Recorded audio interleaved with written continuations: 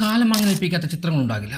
പക്ഷേ ടുറിൻ അലയൻസ് സ്റ്റേഡിയത്തിൽ അന്ന് സൃഷ്ടിക്കപ്പെട്ട നിമിഷം കാൽപന്തിനെ സ്നേഹിക്കുന്ന കോടാനുകോടി ജനങ്ങളുടെ ആരാധകരുടെ മനസ്സിൽ എന്നേക്കുമായി മങ്ങലേൽപ്പിക്കാത്തൊരു ചിത്രമായി വരച്ചു ചേർക്കപ്പെടുമ്പോൾ ലോകം ആ ചിത്രകാരനെ ആരാധനയോടെ നോക്കി. അസംഭവ്യമായത് യാഥാർത്ഥ്യമാക്കി അവനെ അവർ രാജാവെന്ന് വിളിച്ചു.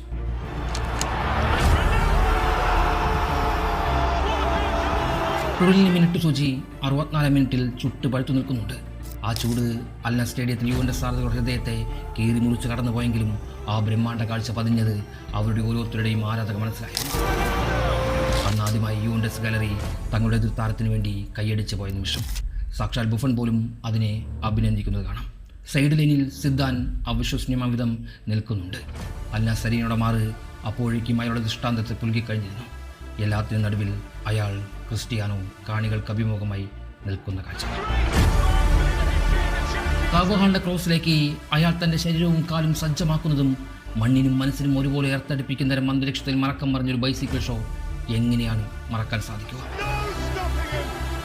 പണ്ടങ്ങ് ടുറിനിൽ കണ്ട് മനം മറന്നുപോയൊരു മായാ കാഴ്ചയാണത്. എതിരാർഥകർ വരെ കൈയടിച്ചു പോയ മാസ്മരികത. ഇങ്ങ് കേരളത്തിൽ കാൽപന്ത് ലഹരിയെ പേറുന്ന എൻ്റെയും നിങ്ങളുടെയും രക്തത്തിൻ്റെ ബോയിലിംഗ് പോയിന്റുകളെ പോലും ഉത്തേജിപ്പിച്ച മാന്ത്രികത.